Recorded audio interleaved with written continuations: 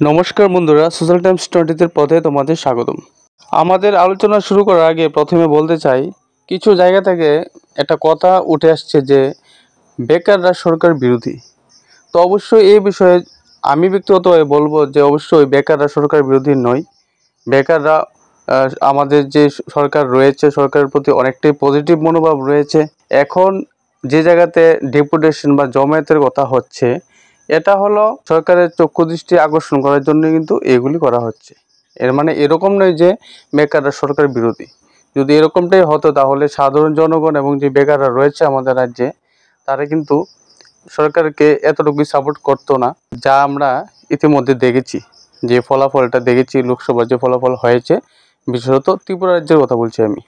পাশাপাশি একটি কথা তোমাদের বলতে চাইবো যে অবশ্যই আজকে যে ভিডিওটা, এটা আমি পার্সোনালি তৈরি করার কোনো ইচ্ছা ছিল না।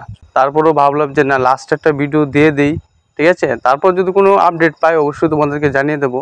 তবে এই মুহূর্তে জেবিটি নিয়ে এটাই মনে করো যে একটা লাস্ট ভিডিও আমি করতে চলেছি। কারণ অনেকেই কাট অফ নিয়ে আমাদেরকে কমেন্টস করছে এবং মেরিট লিস্টটা কবে দেওয়া হবে এটা নিয়ে কমেন্টস করা হচ্ছে। তো সেই হিসাবে কিন্তু এই ভিডিওটি তৈরি করা হচ্ছে। অবশ্যই তোমরা সম্পূর্ণ দেখবে, তোমাদের কাছে রিকোয়েস্ট থাকবে।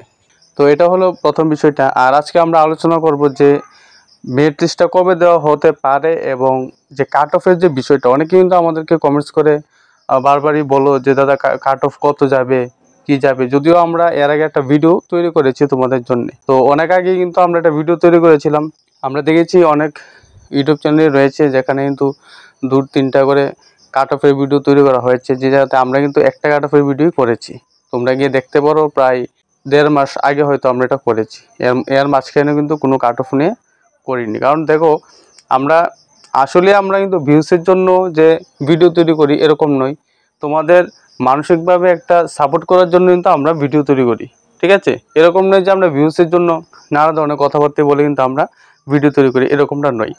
তোমরা দেখবে আমার চ্যানেলের ভিডিওর মধ্যে আমি অনেক আগে কিন্তু বলে দিয়েছিলাম যে আগামী 10 জুন থেকে 20 জুন এর মধ্যে কিন্তু রেজাল্টটা পাবলিশ হতে পারে, এরকমটা কিন্তু একটা সোর্স থেকে আমি বলেছিলাম, ঠিক আছে। এবং এমসিসির মধ্যে রেজাল্ট পাবলিশ করা হবে না, এটাও তোমাদের বলেছিলাম। তো দেখো, এটা কিন্তু অনেক আগের ভিডিওতে বলেছি, এরকম না যে আমি আজকে বলছি। তোমরা কি প্লেলিস্টে চেক করতে পারো এবং তোমরা যারা আমাদের চ্যানেলটিকে ফলো করো তারা অবশ্যই জানবে বিষয়টি। আমরা যতটুকু সোর্স পাই বা যতটুকু এইসব বিষয় নিয়ে জানার চেষ্টা করি, যতটুকু আপডেট পাই তোমাদের সঙ্গে আমরা শেয়ার করি। এবং আমরা এই সোর্স নিয়ে এরকম তো দায়বদ্ধ নই বা চ্যালেঞ্জ করি না যে না আমাদের সোর্সই 100% হবে। দেখো, রাজ্য রাজনীতিতে বা রাজ্য পরিচালনায় অনেক বাধাবিঘ্ন এসে পড়ে, অনেক কিছু কিন্তু পরিবর্তন হয়ে যায় সময়ে সময়ে। আজকে যে একটা সিদ্ধান্ত নেওয়া হয়, হয়তো বা এটা আগামী 10-15 দিনের পরে এটা আবার চেঞ্জও হতে পারে। তবে যাই হোক, আমাদের আপডেটটা অনেকটাই মিলেছিল, তো তোমরা অবশ্যই জানো এটা। ভিডিওটা কন্টিনিউ করার আগে অবশ্যই যারা প্রথমত চ্যানেলটি ভিজিট করছো তাদেরকে বলবো অবশ্যই চ্যানেলটি সাবস্ক্রাইব করে পাশে থাকবেন নিত্য নতুন আপডেট পাওয়ার জন্য। তাহলে চলুন বিস্তারিত আলোচনা করা যাক। আমরা যদি মেরিট লিস্টের কথাটা বলি, তো দেখো আমি বলেছিলাম যে 10 জুন থেকে 20 জুন এর মাঝখানে কিন্তু দিতে পারে। তো এই মুহূর্তে এখন কিন্তু পজিটিভ রয়েছে, ঠিক আছে। এই সময়টার মধ্যে কিন্তু যে কোনো সময় কিন্তু রেজাল্টটা পাবলিশ হতে পারে। তবে আমি যদি আজকের আপডেট বলি তাহলে JIBT group D merit list কিন্তু যে কোনো টাইমেই পাবলিশ হতে পারে, ঠিক আছে। এবং অবশ্যই এটা 20 জনের হওয়ার চান্স কিন্তু অনেকটাই বেশি। এখন কোনো কারণে যদি এটা না হয় তাহলে অবশ্যই এটা কিন্তু পঞ্চায়েতের ইলেকশনের রেজাল্টের পরে হবে, ঠিক আছে। তবুও তোমরা পজিটিভ থাকো, কারণ এখন পর্যন্ত এরকম কোনো নিউজ তো পাইনি যে পঞ্চায়েত ইলেকশনের পরে দেবে। এখন অব্দি আপডেট আছে যে জুন মাসেই দেওয়া হবে। তবে দেখা যাক এটা কি হয়। অনেকে যে কাট অফের বিষয়টি বলছো, তো দেখো কাট অফ নিয়ে আমরা একটা ভিডিও তৈরি করেছিলাম, তোমরা হয়তো অনেকেই দেখেছো। তো যদি আবার এটাকে আমরা মানে আবার নতুনভাবে যদি বলি, তাহলে দেখো কাট অফের বিষয়টা দেখো, ইউআরের যারা রিটেনে 85-এর মধ্যে যারা 50 পেয়েছো তাদের কিন্তু মানে প্রায় অনেকটাই চান্স রয়েছে, ঠিক আছে। এখন দেখো আমরা কিন্তু দায়বদ্ধভাবে কিন্তু বলি না যে আমাদের প্রেডিকশনই 100% হবে, কারণ কেউই তোমাদের কিন্তু 100% দিয়ে বলতে পারবে না। এটা রাজ্যের যে কোনো ইউটিউব চ্যানেল হোক বা নিউজ চ্যানেল হোক, কেউ বলতে পারবে না। কারণ যতক্ষণ পর্যন্ত না এটা মেরিট লিস্ট পাবলিশ হচ্ছে ততক্ষণ পর্যন্ত কিন্তু এটার মানে সঠিক তথ্য কেউ দিতে পারবে না। তবে সবাই কিন্তু এটা একটা আনুমানিক প্রেডিকশন দিচ্ছে। তো আমরাও সেই ঠিক একই রকমভাবে কিন্তু একটা প্রেডিকশন দিচ্ছি।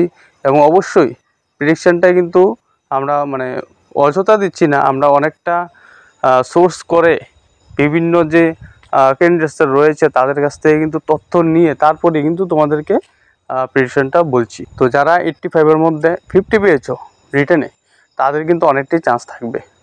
এখন যদি বলি যে মিনিমাম কাট অফ কত যেতে পারে ইউআরের আউট অফ 100, তো আউট অফ 100-এর মধ্যে তোমরা ধরে নিতে পারো যে 53, ঠিক আছে, 53 থেকে 57।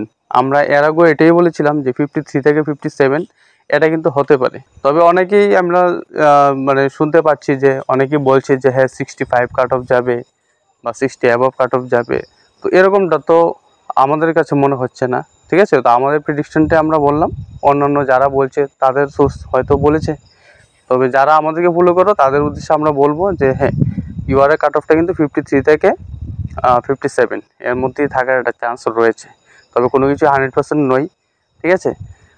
যদি এটা মিলে তো অবশ্যই খুশি হব এবং সবাই জবটা পাও। যারা যারা কষ্ট করেছো দীর্ঘদিন ধরে তারা অবশ্যই জবটা পাও, এটাই ভগবানের কাছে প্রে করব। এবং যদি জেবিটি গ্রুপ ডির এসসি কাট অফ বলি আউট অফ 100, তো তোমরা ধরে নিতে পারো ইউআর থেকে 3 নাম্বার মতো কম হতে পারে এসসি কাট অফটা, এবং এসটি কাট অফটা ইউআর থেকে 6-এর নিচে হতে পারে, ঠিক আছে। এরকমটা একটা আপডেট রয়েছে। এবং যারা পিডব্লিউডি বা এক্স-সার্ভিসম্যান রয়েছে তারা অবশ্যই যারা অ্যাটলিস্ট রিটেনে 45 পেয়েছো তাদের কিন্তু অনেকটা চান্স থাকবে, রিটেনে যারা 45 পেয়েছো।